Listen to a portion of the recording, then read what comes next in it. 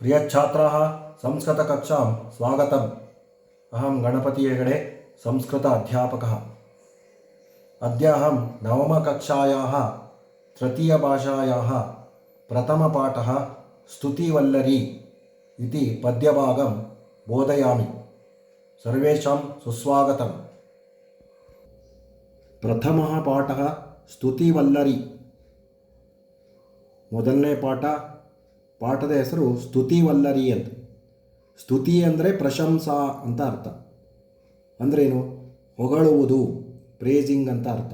ಸ್ತುತಿ ಇವಾಗ ಸ್ತೋತ್ರ ಅಂತ ಹೇಳ್ತೀವಲ್ವ, ಸ್ತೋತ್ರ ಅಂದರೆ ಹೊಗಳುವಿಕೆ ಅಂತ ಅರ್ಥ. ದೇವರನ್ನು ಹೊಗಳಿ ಬರೆದಿರುವಂತಹ ಶ್ಲೋಕಗಳಿಗೆ ಸ್ತೋತ್ರ ಅಂತ ಹೇಳ್ತೀವಿ.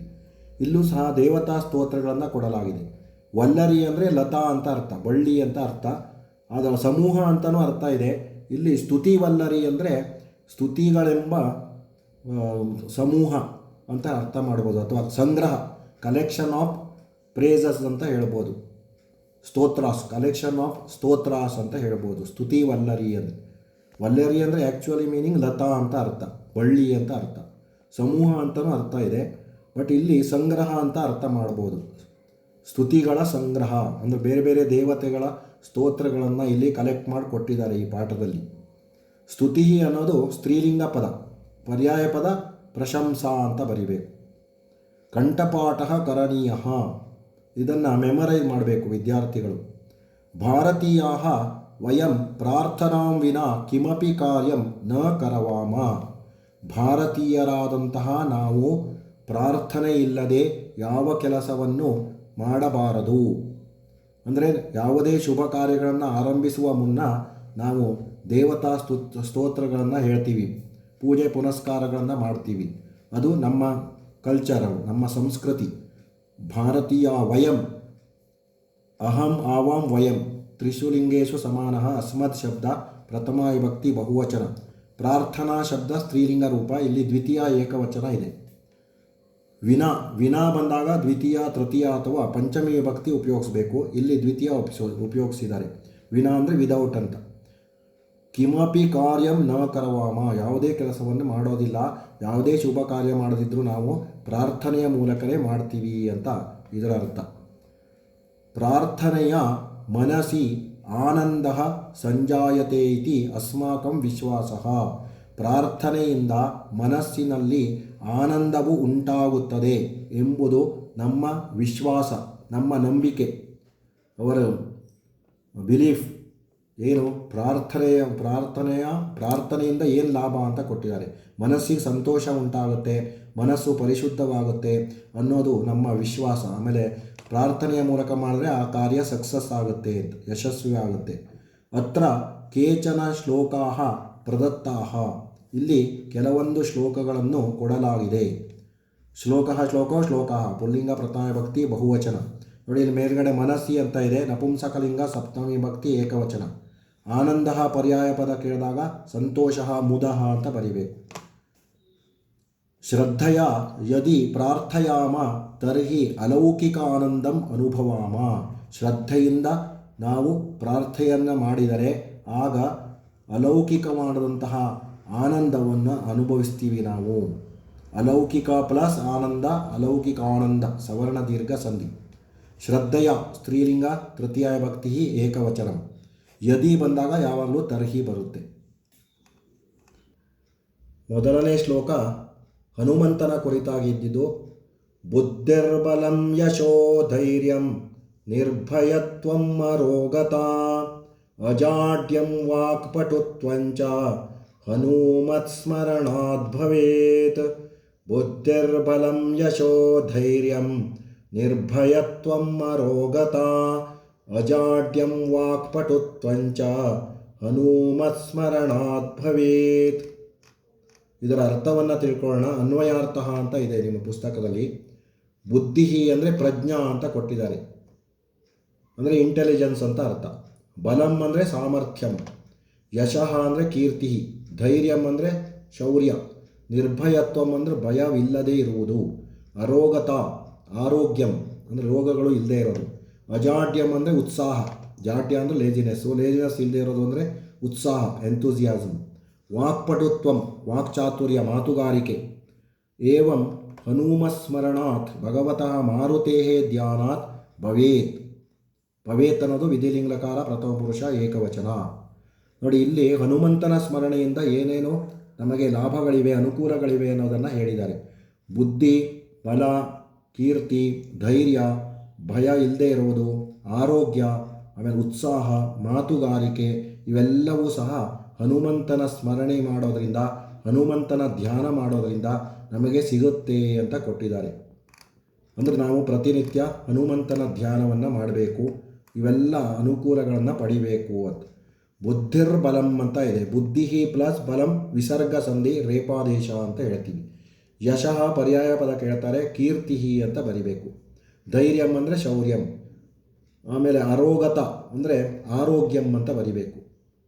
ಅಜಾಡ್ಯಂ, ಭಯಂ ಅಪೋಸಿಟ್ಟು ನಿರ್ಭಯಂ, ಅಭಯಮ್ಮು ಆಗುತ್ತೆ. ಅಜಾಡ್ಯಂ, ಜಾಡ್ಯಂ ಅಪೋಸಿಟ್ಟು ಅಜಾಡ್ಯಂ ಅಂದರೆ ಉತ್ಸಾಹ ಅಂತ ಪರ್ಯಾಯ ಪದ. ವಾಕ್ಪಟುತ್ವಂ, ವಾಕ್ಚಾತುರ್ಯಂ ಅಂತ. ಹನುಮತ್ ಸ್ಮರಣಾತ್ ಭವೇತ್, ಸ್ಮರಣಾತ್ ಪ್ಲಸ್ ಭವೇತ್, ಸ್ಮರಣಾತ್ ಭವೇತ್, ಜಸ್ತ್ವ ಸಂಧಿ. ಸೊ ಇದು ಮೊದಲನೇ ಶ್ಲೋಕದ ಅರ್ಥ. ಎರಡನೇ ಶ್ಲೋಕ, ಭಾನೋ ಭಾಸ್ಕರ ಮಾರ್ತಂಡ ಚಂಡರಶ್ಮೇ ದಿವಾಕರ ಆಯುಷ್ಯಂ ದೇಹಿ ಚಾರೋಗ್ಯಂ ವಿದ್ಯಾಂ ದೇಹಿ ಯಶಸ್ಸುಖಂ. ಭಾನೋ ಭಾಸ್ಕರ ಮಾರ್ತಂಡ ಚಂಡರಶ್ಮೇ ದಿವಾಕರ ಆಯುಷ್ಯಂ ದೇಹಿ ಚಾರೋಗ್ಯಂ ವಿದ್ಯಾಂ ದೇಹಿ ಯಶಸ್ಸುಖಂ. ಇದರ ಅರ್ಥ ಏನೆಂದರೆ, ಭಾನು ಹೇ ಸೂರ್ಯ, ಭಾಸ್ಕರ ಹೇ ತೇಜಸ್ಕರ, ಮಾರ್ತಂಡ ಹೇ ಆದಿತ್ಯ, ಚಂಡರಶ್ಮಿ ಹೇ ಪ್ರಖರ ಕಿರಣ, ದಿವಾಕರ ಹೇ ದಿನಕರ, ಆಯುಷ್ಯಂ ದೀರ್ಘಜೀವನಂ, ಆರೋಗ್ಯಂ ಅರೋಗತಾಂ, ವಿದ್ಯಾಂ ಜ್ಞಾನಂ, ಯಶಃ ಕೀರ್ತಿಂ, ಸುಖಂ ಆನಂದಂ ಚ ದೇಹಿ ಪ್ರಯಚ್ಛ. ಅಂದರೆ ಸೂರ್ಯದೇವನನ್ನು ಕುರಿತು ಇರೋದು. ಸೂರ್ಯದೇವನಿಗೆ ಭಾಸ್ಕರ ಅಂತಲೂ ಹೆಸರಿದೆ, ಯಾಕೆಂದರೆ ತೇಜಸ್ಸನ್ನು ಹೊಂದಿದ್ದಾನೆ, ಪ್ರಖರವಾದ ಕಿರಣಗಳನ್ನು ನಮಗೆ ನೀಡುತ್ತಾನೆ, ತೇಜಸ್ಕರ. ಮಾರ್ತಂಡ ಅಂತಲೂ ಅರ್ಥ ಇದೆ, ಹೇ ಆದಿತ್ಯ. ಚಂಡರಶ್ಮಿ ಅಂದರೆ ಪ್ರಖರವಾದ ಕಿರಣಗಳನ್ನು ಹೊಂದಿರುವವನು. ದಿವಾಕರ ಅಂದರೆ ದಿನಕರ, ಹಗಲಿಗೆ ಅವನೇ ಒಡೆಯ. ಆಯುಷ್ಯಂ ಅಂದರೆ ದೀರ್ಘವಾದ ಆಯುಷ್ಯವನ್ನು ಕೊಡುವವನು. ಆರೋಗ್ಯಂ ಆರೋಗ್ಯವನ್ನು ನೀಡುವನು. ವಿದ್ಯಾ ಜ್ಞಾನವನ್ನು ಕೊಡುವನು. ಕೀರ್ತಿ ಸುಖ ಎಲ್ಲವನ್ನು ನನಗೆ ಕೊಡುವಂಥ ಸೂರ್ಯದೇವನನ್ನು ಭಕ್ತನಾದವನು ಈ ರೀತಿ ಬೇಡ್ಕೊಳ್ತಾನೆ. ಹೇ ಸೂರ್ಯದೇವ, ನನಗೆ ತೇಜಸ್ಕರ, ಮಾರ್ತಂಡ, ಚಂಡರಶ್ಮೆ, ದಿವಾಕರ, ಆಯುಷ್ಯ, ಆರೋಗ್ಯ, ವಿದ್ಯೆ, ಕೀರ್ತಿ, ಸುಖ ಎಲ್ಲವನ್ನು ದಯಪಾಲಿಸುವಂಥ ಭಕ್ತನು ಆ ಸೂರ್ಯದೇವನಲ್ಲಿ ಪ್ರಾರ್ಥಿಸುವಂಥ ಶ್ಲೋಕ ಇದಾಗಿದೆ. ನೋಡಿ, ಭಾನು ಅಂತ ಇದೆ. ಭಾನು ಅಂದರೆ ಆದಿತ್ಯ, ಸೂರ್ಯ, ಮಿತ್ರ ಇವೆಲ್ಲ ಪರ್ಯಾಯ ಪದ. ಭಾಸ್ಕರನು ಕೂಡ ಅದೇ. ಮಾರ್ತಂಡ ಎಲ್ಲ ಸೂರ್ಯನಿಗೆ ಪರ್ಯಾಯ ಪದ ಇದೆ. ಚಂಡರಶ್ಮೆ ಅದು ಸಹ ಅಷ್ಟೇ. ದಿವಾಕರ, ಪ್ರಭಾಕರ, ಭಾನು ಎಷ್ಟೊಂದು ಪರ್ಯಾಯ ಪದಗಳನ್ನು ನಾವು ಕಾಣ್ಬೋದು ಸೂರ್ಯನ ಕುರಿತು. ಆಯುಷ್ಯಂ ದೇಹಿ ಆಯುಷ್ಯವನ್ನು ಕೊಡು. ಚ ಪ್ಲಸ್ ಆರೋಗ್ಯಂ ಸವರ್ಣ ದೀರ್ಘ ಸಂಧಿ. ವಿದ್ಯಾಂ ಸ್ತ್ರೀಲಿಂಗ ದ್ವಿತೀಯ ಏಕವಚನ. ದೇಹಿ ನೀಡು.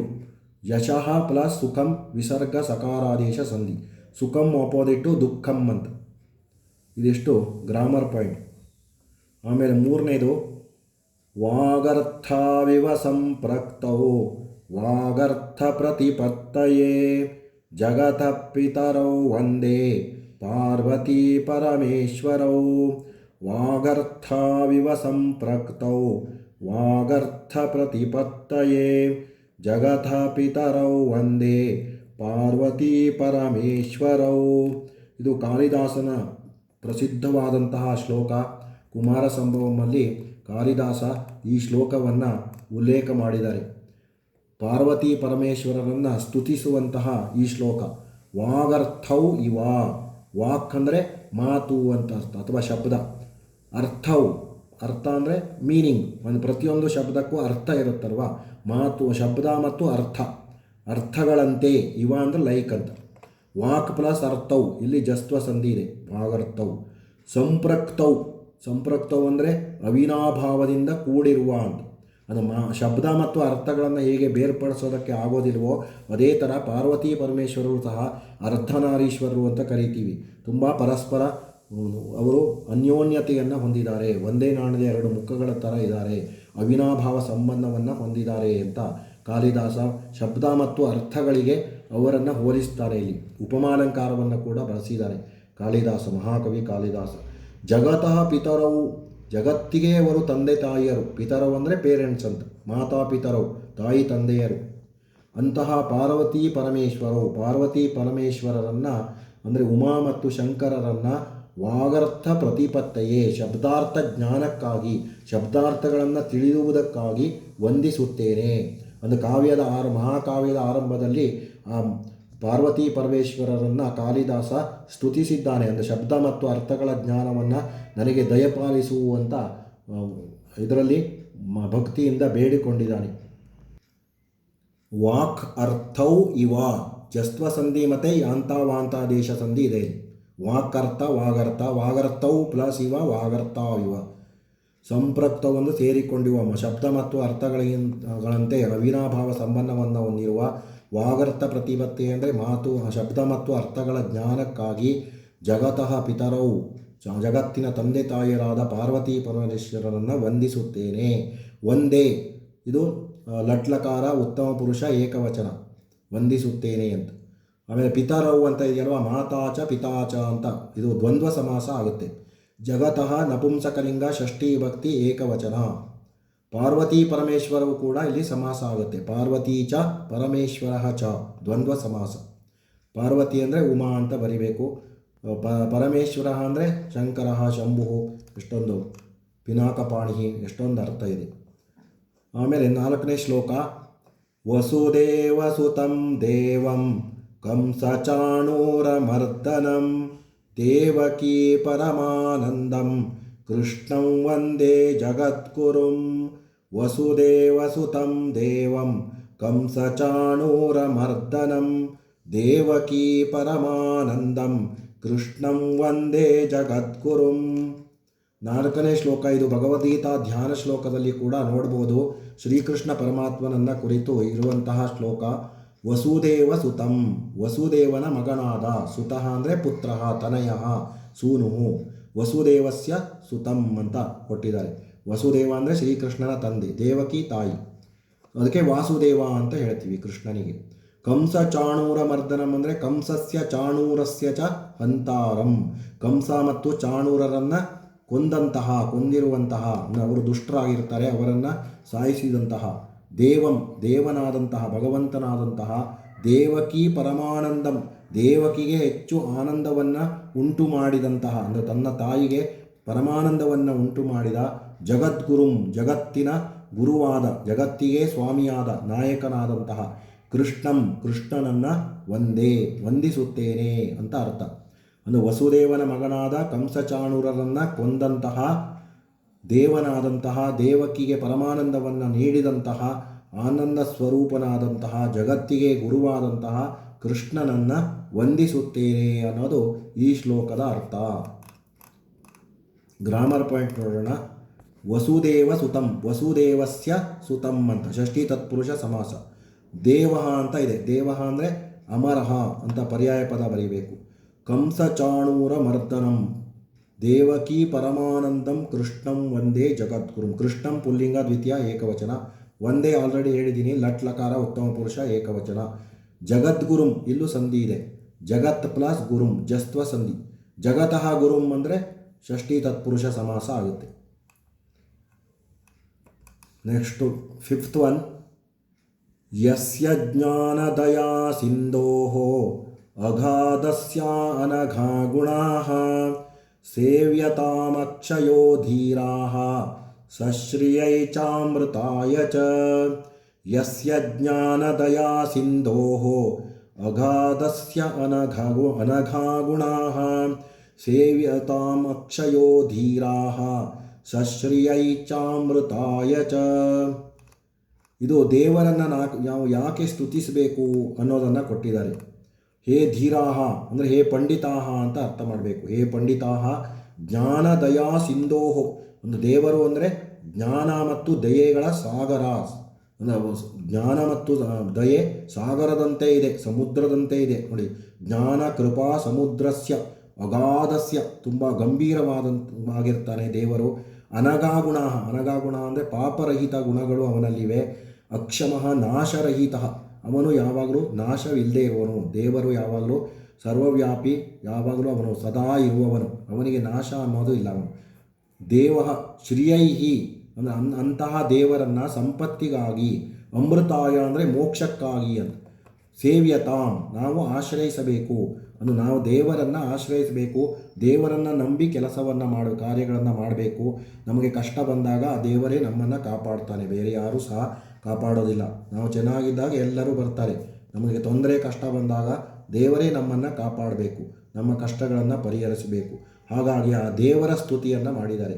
ಹೇ ಧೀರಾಹ, ಹೇ ಪಂಡಿತಾಹ, ಜ್ಞಾನದಯಾ ಸಿಂಧೋಹೋ, ಜ್ಞಾನ ಮತ್ತು ದಯೆ ಎಂಬ ದಯೆಯನ್ನು ಸಮುದ್ರದಂತೆ ಹೊಂದಿರುವ, ಅದು ಸಮುದ್ರದಷ್ಟು ಹೆಚ್ಚಿನ ಜ್ಞಾನ ಮತ್ತು ದಯಾಗುಣವನ್ನು ಹೊಂದಿರುವ, ಗಂಭೀರಸ್ಯ ಯಸ್ಯ ಅನಗಗುಣ, ಗಂಭೀರನಾದಂತಹ ಯಾವ ಆ ದೇವರ ಪಾಪರಹಿತ ಗುಣಗಳು ಇವೆಯೋ, ಅಕ್ಷಮಃ ನಾಶರಹಿತ, ಯಾವ ನಾಶರಹಿತವಾದಂತಹ ಗುಣಗಳಿವೆಯೋ ಅಂತಹ ದೇವರನ್ನು ಶ್ರಿಯೈಹಿ ಸಂಪತ್ತಿಗಾಗಿ ಮತ್ತು ಮೋಕ್ಷಕ್ಕಾಗಿ ಸೇವಿಸಿರಿ. ಎಲ್ಲರೂ ಸಹ ದೇವರನ್ನು ಧ್ಯಾನ ಮಾಡಬೇಕು, ದೇವರನ್ನು ನಂಬಿ ಕಾರ್ಯ ಮಾಡಬೇಕು. ಅವನು ತುಂಬ ಜ್ಞಾನ ಮತ್ತು ಕೃಪಾ ಸಾಗರನಾಗಿದ್ದಾನೆ, ನಮ್ಮ ಕಷ್ಟಗಳನ್ನು ಪರಿಹರಿಸ್ತಾನೆ ಮತ್ತು ನಮಗೆ ಮೋಕ್ಷವನ್ನು ಕರುಣಿಸ್ತಾನೆ ಮತ್ತು ಸಂಪತ್ತನ್ನು ಸಹ ಕರುಣಿಸ್ತಾನೆ ಅಂತ ಇದರ ಅರ್ಥ. ಯಸ್ಯ ಜ್ಞಾನ ದಯಾ ಸಿಂಧೋಹೋ, ಇಲ್ಲಿ ವಿಸರ್ಗ ಸಂಧಿ ಇದೆ, ಅದಕ್ಕೆ ನಾನು ಬಿಡಿಸಿ ಓದಿದ್ದೀನಿ. ಸಿಂಧೋರಗಾಧ ಅಂತ ಇದೆಯಲ್ವಾ, ಸಿಂಧೋಹೋ ಪ್ಲಸ್ ಅಗಾಧ, ವಿಸರ್ಗ ರೇಪಾದೇಶ. ಅಗಾಧಸ್ಯ ಪ್ಲಸ್ ಅನಗ ಗುಣಾಹ, ಇಲ್ಲೂ ಸಹ ಸವರ್ಣ ದೀರ್ಘ ಸಂಧಿ ಇದೆ. ಅಗಾಧಸ್ಯ ಪ್ಲಸ್ ಅನಘ ಗುಣಾಹ, ಅನಘ ಅಂದರೆ ಪಾಪರಹಿತಾಹ ಅಂತ, ಅಗ ಅಂದರೆ ಪಾಪ, ಅನಘ ಅಂದ್ರೇನು ಪುಣ್ಯ, ಪುಣ್ಯಂ ಅಂತ ಪರ್ಯಾಯ ಪದ. ಸೇವ್ಯತಾಂ ಲೋಟ್ಲಕಾರ ಪ್ರಥಮ ಪುರುಷ ಏಕವಚನ ಆತ್ಮನೇಪದಿ ಇದೆ. ಆಮೇಲೆ ಧೀರಾಹ ಅಂದರೆ ಪಂಡಿತಾಹ ಅಂತ ಈ ಶ್ಲೋಕದಲ್ಲಿ ಅರ್ಥ ಕೊಟ್ಟಿದ್ದಾರೆ. ಚ ಪ್ಲಸ್ ಅಮೃತಾಯ ಸವರ್ಣ ದೀರ್ಘ ಸಂಧಿ, ಅಮೃತಾಯ ಅಂದರೆ ಮೋಕ್ಷ ಅಂತ ಕೊಟ್ಟಿದ್ದಾರೆ. ಅಮೃತ ಅಂದರೆ ಆ್ಯಕ್ಚುಲಿ ನೆಕ್ಟರ್ ಅಂತಲೂ ಅರ್ಥ ಇದೆ, ಅಮೃತಾಯ ಅಂದರೆ ಮೋಕ್ಷಕ್ಕಾಗಿ ಅಂತ ಅರ್ಥ ಮಾಡಿದ್ದಾರೆ. Next last one, ರತ್ನಾಕರಾಧೌತ ಪದಾಂ Himalaya ಕಿರೀಟಿನೀಂ ಬ್ರಹ್ಮರಾಜರ್ಷಿರತ್ನಾಢ್ಯಾಂ Vande Bharat ಮಾತರಂ. ರತ್ನಾಕರಾಧೌತ ಪದಾಂ ಹಿಮಾಲಯ ಕಿರೀಟಿನೀಂ ಬ್ರಹ್ಮರಾಜರ್ಷಿರತ್ನಾಢ್ಯಾಂ ವಂದೇ ಭಾರತ ಮಾತರಂ. ನಮ್ಮ ಭಾರತ ಮಾತೆಯನ್ನು ಕುರಿತಾದಂತಹ ಈ ಸುಂದರವಾದ ಶ್ಲೋಕದ ಅರ್ಥ ಈ ರೀತಿ ಇದೆ. ರತ್ನಾಕರಾಧೌತ ಪದಾಂ, ರತ್ನಾಕರ ಅಂದರೆ ಸಮುದ್ರ, ಸಾಗರ, ಅಬ್ಧಿ, ಅರ್ಣವ, ಇವೆಲ್ಲ ಪರ್ಯಾಯ ಪದಗಳು. ರತ್ನಾಕರ ದೌತ ಪದಾಂ ಅಂದರೆ ಸಮುದ್ರೇಣ ಪ್ರಕ್ಷಾಳಿತ ಪಾದಯುಗ್ಮಾಂ ಅಂತ ಇದೆ. ಅಂದ್ರೇನು, ಸಮುದ್ರದ ನೀರಿನಿಂದ ತನ್ನ ಪಾದಗಳನ್ನು ತೊಳೆದುಕೊಳ್ಳುತ್ತಿರುವ ಅಂದರೆ ಭಾರತದ ಸುತ್ತಲೂ 3 ಕಡೆ ನೀರಿದೆಯಲ್ವಾ, ಆ ನೀರು ಬಂದು ಸಮುದ್ರದ ನೀರು ಭಾರತಾಂಬೆಯ ಪಾದ ಕಮಲಗಳನ್ನು ತೊಳಿತಾ ಇದೆ ಅಂತ ಕಾಳಿದಾಸ ವರ್ಣನೆ ಮಾಡ್ತಾ ಇದ್ದಾನೆ. ಹಿಮಾಲಯ ಕಿರೀಟಿನಿಂ, ನಮ್ಮ ಭಾರತ ಮಾತೆಯ ಉತ್ತರದ ತುದಿಯಲ್ಲಿ ಹಿಮಾಲಯ ಪರ್ವತ ಇದೆ, ಅದು ಕಿರೀಟದಂತೆ ಶೋಭಿಸ್ತಾ ಇದೆ ಅಂತ ಹೇಳಿದ್ದಾರೆ. ಹಿಮಾಲಯ ಪರ್ವತ ಏವ ಮುಕುಟಪ್ರಾಯಾಂ, ಕಿರೀಟಂ ಪರ್ಯಾಯ ಪದ ಮುಕುಟಂ, ಹಿಮಾಲಯವನ್ನೇ ಕಿರೀಟದಂತೆ ಧರಿಸಿರುವಂತಹ ಭಾರತ ಮಾತೆ. ಬ್ರಹ್ಮರಾಜರ್ಷಿ ರತ್ನಾಢ್ಯಾಂ, ಶ್ರೇಷ್ಠ ರಾಜರು ಮಹರ್ಷಿಗಳೆಂಬ ರತ್ನಗಳನ್ನು ಒಳಗೊಂಡಿದೆ. ಭಾರತದಲ್ಲಿ ಹಲವಾರು ಋಷಿ ಮುನಿಗಳು, ಶ್ರೇಷ್ಠ ಋಷಿ ಮುನಿಗಳು ಇದ್ದಾರೆ, ಅವರನ್ನು ರತ್ನಕ್ಕೆ ಹೋಲಿಸಿದ್ದಾರೆ. ತೈಹಿ ಭೂಷಿತಂ, ಅಂತಹ ಶ್ರೇಷ್ಠ ಋಷಿ ಮುನಿಗಳಿಂದ ಭೂಷಿತವಾದ ಅಲಂಕೃತವಾದಂತಹ ಭಾರತ ಮಾತರಂ, ಭಾರತ ಮಾತೆಯನ್ನು, ಭಾರತ ಜನನೀಂ ವಂದೇ ವಂದಿಸುತ್ತೇನೆ. ರತ್ನಾಕರ ದೌತ ಪದಾಂ, ಸಮುದ್ರದ ನೀರಿನಿಂದ ತನ್ನ ಪಾದಗಳನ್ನು ತೊಳೆದುಕೊಳ್ಳುತ್ತಿರುವ, ಹಿಮಾಲಯ ಕಿರೀಟಿನಿಂ, ಹಿಮಾಲಯ ಎಂಬ ಕಿರೀಟವನ್ನು ಧರಿಸಿರುವ, ಆಮೇಲೆ ಬ್ರಹ್ಮರಾಜರ್ಷಿ ರತ್ನಾಢ್ಯಂ, ಬ್ರಹ್ಮರ್ಷಿ ರಾಜರ್ಷಿಗಳಿಂದ ಗಳೆಂಬ ರತ್ನಗಳಿಂದ ಶೋಭಿಸುತ್ತಿರುವ, ಭೂಷಿತಂ ಅಂದರೆ ಅಲಂಕರಿಸಲ್ಪಟ್ಟ ಈ ಭಾರತ ಮಾತೆಯನ್ನು ವಂದಿಸುತ್ತೇನೆ, ನಮಸ್ಕರಿಸುತ್ತೇನೆ ಅಂತ ಇದರ ಅರ್ಥ. ಭಾರತಾಂಬೆಯನ್ನು ವರ್ಣನೆ ಮಾಡಿ ನಮ್ಮ ದೇಶವನ್ನು ಇವಾಗ ಜನನಿ ಜನ್ಮಭೂಮಿಶ್ಚ ಸ್ವರ್ಗಾದಪಿ ಗರೀಯಸಿ ಅಂತ ಹೇಳ್ತೀವಿ. ತಾಯಿ ಮತ್ತು ತಾಯ್ನಾಡು ಸ್ವರ್ಗಕ್ಕಿಂತ ಮಿಗಿಲು ಅಂತ. ಅದಕ್ಕೆ ನಮ್ಮ ದೇಶದ ಬಗ್ಗೆ ನಮಗೆ ಯಾವಾಗಲೂ ಗೌರವ, ಹೆಮ್ಮೆ, ಪ್ರೀತಿ ಇರಬೇಕು. ಅದನ್ನು ಇದರಲ್ಲಿ ತುಂಬ ಚೆನ್ನಾಗಿ ವಿವರಿಸಿದ್ದಾರೆ. ರತ್ನಾಕರ ದೌತಪದಾಂ ಹಿಮಾಲಯ ಕಿರೀಟಿನೀಂ. ನೋಡಿ, ಹಿಮಾಲಯ ಅಂತ ಇದೆ, ಹಿಮ ಪ್ಲಸ್ ಆಲಯ ಸವರ್ಣ ದೀರ್ಘ ಸಂಧಿ. ಹಿಮಾನಾಮಾಲಯ ಅಂದರೆ ಷಷ್ಠಿ ತತ್ಪುರುಷ ಸಮಾಸ ಆಗುತ್ತೆ. ರತ್ನಾಕರ ಅಂದರೆ ಸಮುದ್ರ, ಸಾಗರ, ಅರ್ಣವ, ಅಬ್ಧಿ ಪರ್ಯಾಯ ಪದ. ಕಿರೀಟಂ ಮುಕುಟಂ ಅಂತ. ಆಮೇಲೆ ಬ್ರಹ್ಮರಾಜರ್ಷಿ ರತ್ನಾಢ್ಯಾಂ, ಇಲ್ಲೇನು ಸಂಧಿ ಯಾವುದೂ ಇಲ್ಲ. ಒಂದೇ, ಇದು ಆಲ್ರೆಡಿ ಬಂದಿದೆ. ಲಟ್ ಉತ್ತಮ ಏಕ. ಭಾರತ ಮಾತರಂ. ಮಾತರಂ ಅಂದರೆ ಜನನೀಂ ಅಂತ. ಮಾತಾ ಶಬ್ದ ದ್ವಿತೀಯ ವಿಭಕ್ತಿ ಏಕವಚನ ಸ್ತ್ರೀಲಿಂಗ. ಮಾತಾ ಮಾತರೌ ಮಾತರಃ, ಮಾತರಂ ಮಾತರೌ ಮಾತೃ. ಈಗ ಅಭ್ಯಾಸವನ್ನು ನೋಡೋಣ. ಮೊದಲನೇ ಮೇನ್ ಏಕವಾಕ್ಯೇನ ಉತ್ತರಂ ಲಿಖತಾ ಇದೆ. ವಾಕ್ಪಟುತ್ವಂ ಕಸ್ಮಾತ್ ಭವತಿ ಅಂತ ಇದೆ. ವಾಕ್ಪಟುತ್ವಂ ಹನುಮತ್ ಸ್ಮರಣಾತ್ ಭವತಿ. ಜಗತಃ ಪಿತರೌ ಕೌ. ಜಗತಃ ಪಿತರೌ ಪಾರ್ವತಿ ಪರಮೇಶ್ವರೌ. ಹಿಮಾಲಯ ಕಿರೀಟಿನಿ ಕಾ. ಹಿಮಾಲಯ ಕಿರೀಟಿನಿ ಭಾರತ ಮಾತಾ. ವಸುದೇವಸುತಃ ಕಃ. ವಸುದೇವಸುತಃ ಶ್ರೀಕೃಷ್ಣಃ. ದಿವಾಕರಃ ಕಃ. ದಿವಾಕರಃ ಸೂರ್ಯಃ. ಆಮೇಲೆ ಸಂಯೋಜ್ಯ ಲಿಖತ ಬುದ್ಧಿ ಅಂತ ಇದೆ. ಹನುಮತಃ ಸಂಪ್ರಕ್ತೌ ಅಂದರೆ ಪಾರ್ವತಿ ಪರಮೇಶ್ವರೌ. ಭಾರತ ಮಾತಾ ರತ್ನಾಕರ ದೌತ ಪದಾಂ. ಚಂಡರಶ್ಮಿ ದಿವಾಕರಃ. ಪರ್ಯಾಯ ಪದಾನಿ ಬಲಂ ಶಕ್ತಿ ಬುದ್ಧಿ ಜ್ಞಾನಂ. ಬುದ್ಧಿ ಮತಿ ದೀಹಿ ಅಂತ ಬರೀಬೇಕು. ವಿದ್ಯಾ ಅಂದರೆ ಜ್ಞಾನಂ. ಗುರು ಆಚಾರ್ಯ ಅಧ್ಯಾಪಕ, ಶಿಕ್ಷಕ ಕೂಡ ಬರೀಬೋದು. ಸೂರ್ಯ ದಿವಾಕರ, ಭಾನು ಆದಿತ್ಯ, ಮಿತ್ರ. ಎಷ್ಟೊಂದು ಪರ್ಯಾಯ ಪದಗಳಿವೆ. ವಾಕ್ಯಂ ರಚಯತ ಸ್ಮರಣಾತ್. ದೇವಾನಾಂ ಸ್ಮರಣಾತ್ ಆತ್ಮಶಕ್ತಿ ವರ್ಧತೆ. ವಿದ್ಯಾಂ ಹೇ ಸರಸ್ವತಿ ಮೇ ವಿದ್ಯಾಂ ದದಾತು ಇತಿ ಪ್ರಾರ್ಥಯಾಮಿ. ವಂದೇ ಭಾರತ ಮಾತರಂ ವಂದೇ, ಅಥವಾ ವಂದೇ ಭಾರತ ಮಾತರಂ ಅಂತ ಬರೆದ್ರು ಓಕೆ. ಜಗತಃ ಸೂರ್ಯ ಜಗತಃ ಶಕ್ತಿ. ನೆಕ್ಸ್ಟ್ ದ್ವಿತ್ರೈ ವಾಕ್ಯೈ ಉತ್ತರಂ ಲಿಖತ. ಹನುಮತಃ ಸ್ಮರಣಾತ್ ಕಿಂ ಕಿಂ ಭವತಿ. ಹನುಮತಃ ಸ್ಮರಣಾತ್ ಬುದ್ಧಿ ವರ್ಧತೆ, ಶಕ್ತಿ ಲಭತೆ, ನಿರ್ಭಯತ್ವಂ ಕೀರ್ತಿ ಆರೋಗ್ಯಂ ಚ ವರ್ಧತೆ, ಜಾಡ್ಯಂ ಗಚ್ಚತಿ, ಉತ್ಸಾಹ ವರ್ಧತೆ, ವಾಕ್ ಚಾತುರ್ಯಂ ಆಗಚ್ಚತಿ. ಸೆಕೆಂಡ್ ಒನ್ ಭಾರತ ಮಾತಾ ಕಥಂ ವರ್ತತೆ. ಭಾರತ ಮಾತುಃ ಪಾದಯುಗ್ಮಾಂ ಸಮುದ್ರಃ ಪ್ರಕ್ಷಾಲಯತಿ. ಸಾ ಹಿಮಾಲಯಂ ಕಿರೀಟಮಿವ ಧೃತವತಿ. ಶ್ರೇಷ್ಠರಾಜೈಃ ಪೂಜಿತಾ ಮಹರ್ಷಿಭಿಃ ಭೂಷಿತಾ ಚ ವರ್ತತೆ. ಜಗದ್ಗುರುಃ ಶ್ರೀಕೃಷ್ಣಃ ಕೀದೃಶಃ. ಜಗದ್ಗುರುಃ ಶ್ರೀಕೃಷ್ಣಃ ವಸುದೇವಸುತಃ ಕಂಸಚಾಣೂರಾದಿ ರಾಕ್ಷಸಾನಾಂ ಮರ್ದನಃ ಅಸ್ತಿ. ಸಹ ದೇವಕೀ ಪರಮಾನಂದಃ ಕೃಷ್ಣಃ ಚ ವರ್ತತೆ. ಇದು ಅಭ್ಯಾಸ. ಇಲ್ಲಿಗೆ ಮೊದಲನೇ ಪದ್ಯ ಭಾಗ ಮುಗಿದಿದೆ. ಎಲ್ಲರೂ ಈ ವಿಡಿಯೋವನ್ನು ಹೆಚ್ಚು ಬಾರಿ ನೋಡಿ ಚೆನ್ನಾಗಿ ಕಲ್ತ್ಕೊಳ್ಳಿ. ಕಂಠಪಾಠಕ್ಕಿರೋದ್ರಿಂದ ಪದ್ಯವನ್ನು ಚೆನ್ನಾಗಿ ಕಂಠಪಾಠ ಮಾಡಿ. ಯಾರ್ಯಾರು ಸಬ್ಸ್ಕ್ರೈಬ್ ಆಗಿಲ್ಲ ಸಬ್ಸ್ಕ್ರೈಬ್ ಆಗಿ. ಮತ್ತು ಪ್ರಥಮ ಭಾಷೆ ಸಂಸ್ಕೃತವನ್ನು ಆಲ್ರೆಡಿ ನಾನು ಅಪ್ಲೋಡ್ ಮಾಡಿದ್ದೀನಿ. 8, 9, 10ನೇ ತರಗತಿಯ ಎಲ್ಲ ಪಾಠಗಳನ್ನು ನನ್ನ ಯೂಟ್ಯೂಬ್ ಸಂಸ್ಕಾರ ಸುಧಾ ಯೂಟ್ಯೂಬ್ ಚಾನಲಲ್ಲಿ ತಾವು ನೋಡಿ ಅದರ ಲಾಭವನ್ನು ಪಡೀಬೋದು. ನಿಮ್ಮ ಫ್ರೆಂಡ್ಸಿಗೂ ಮಿತ್ರರಿಗೂ ಸಹ ಶೇರ್ ಮಾಡಿ, ಲೈಕ್ ಮಾಡಿ ಅಂತ ಹೇಳ್ತಾ ಇವತ್ತಿನ ಪಾಠವನ್ನು ಇಲ್ಲಿಗೆ ಮುಕ್ತಾಯಗೊಳಿಸ್ತಾ ಇದ್ದೀನಿ. ಧನ್ಯವಾದಾः. ಸರ್ವೇ ಜನಾः ಸುಖಿನೋ ಭವಂತು. ಸಮಸ್ತ ಸನ್ಮಂಗಲಾನಿ ಭವಂತು.